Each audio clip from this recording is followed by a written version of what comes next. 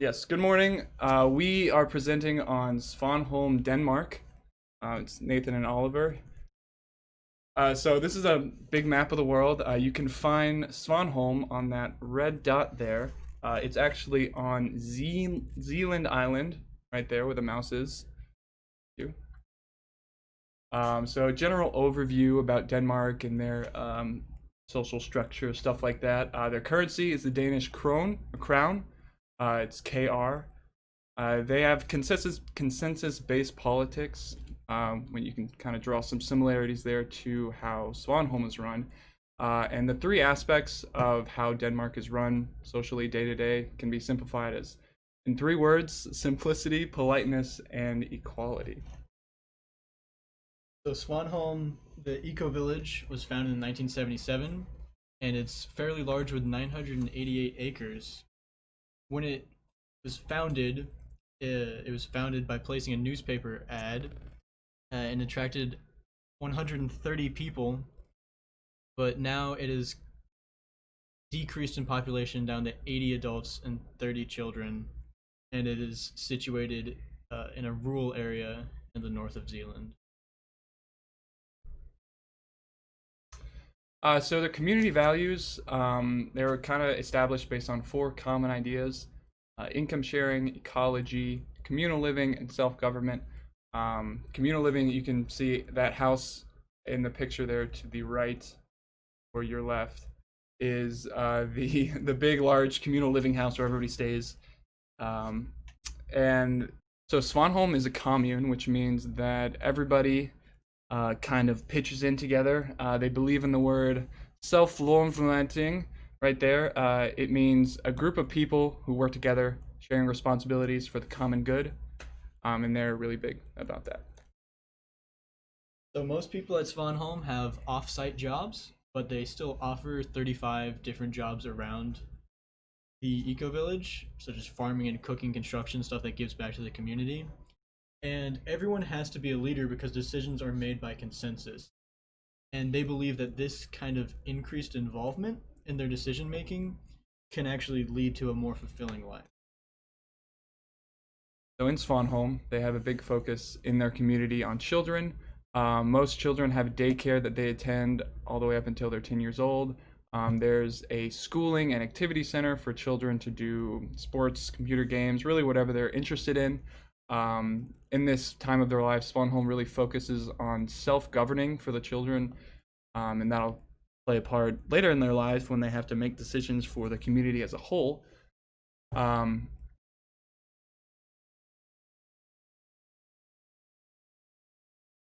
So they have daycare all the way back as far as 6 months old, and they're typically put in groups with 3 or 4 other children to get them used to social situations from an early age.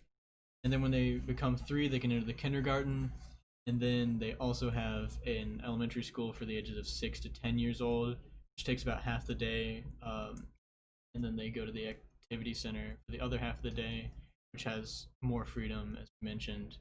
And then for kids 10 and up, they don't have formal schooling on site for that, but they can still attend youth clubs for their interests such as sports and music. And their system is quite different to the standard system in Denmark, where they have free daycare and mandatory schooling. So a lot of kids end up growing up outside of the home with carers and teachers, whereas here in Svanholm, they grow up with their community, with their family, with a lot more freedom than they otherwise would have. But after the age of 10, they do attend public school outside.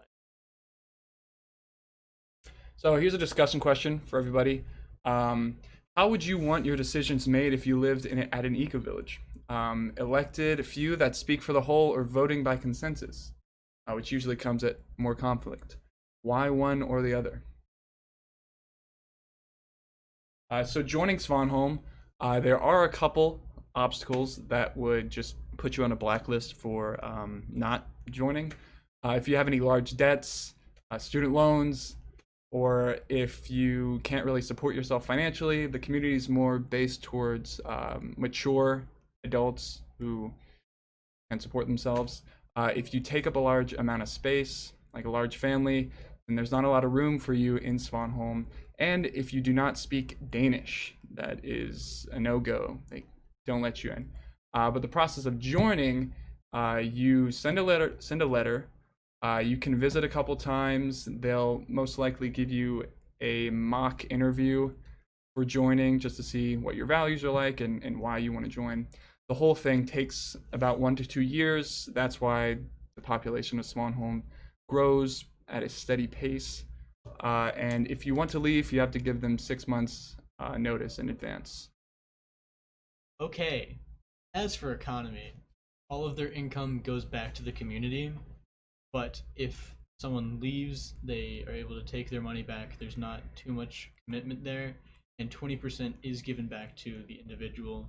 So you're only giving 80% of your income to the community.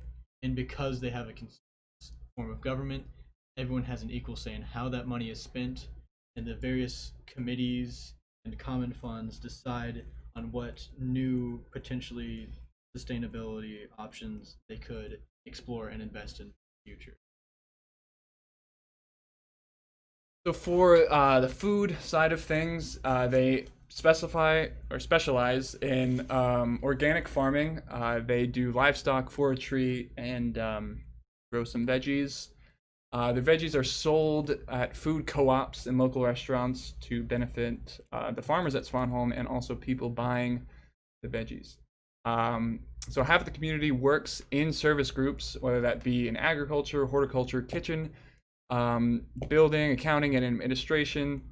There's a lot of different jobs there at Svanholm, and half the community works outside jobs, like Oliver previously mentioned, and they contribute with their 80% of their income that they have to give.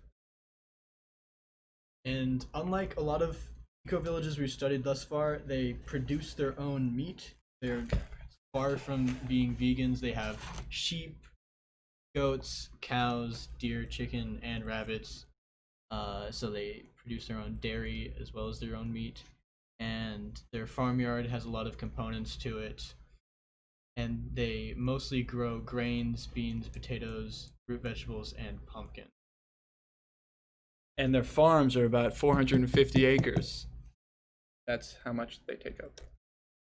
Here's another discussion question. What about Svanholm's food process makes it unique from other eco-villages we've seen? Why do you think it is that way? Okay. So for Svanholm has a pretty large forestry service. They have about 130 hectares of deciduous forests. The forests usually fuel their wood chip furnaces for water and electricity. And it also provides a source of food in the forest. There's some things that grow there that people eat. And so they get all of their water from a well in their woods, and they filter it with a sand filter, and the wood chips produced by their forestry are able to heat the water for whatever they need. They also use solar boilers to produce. On the electricity side of things, they've been off-grid since 2019. They get all of their electricity from 2 wind generators or wind turbines on a hill, and also the wood chip furnaces, like I mentioned earlier, provide electricity. Svanholm is heated by those wood chip incinerators as well. They do have plans for solar panels on the farms or the farm roofs. And they also have plans for getting electric vehicles. Right now, they share about 30 cars between the entire community, and they're looking to change those out for electric when they become more available. So another discussion question here would be, what do you think is the difference between establishing Ecovillage in the USA versus in Denmark or in anywhere else in Europe outside the United States? And are there any other questions?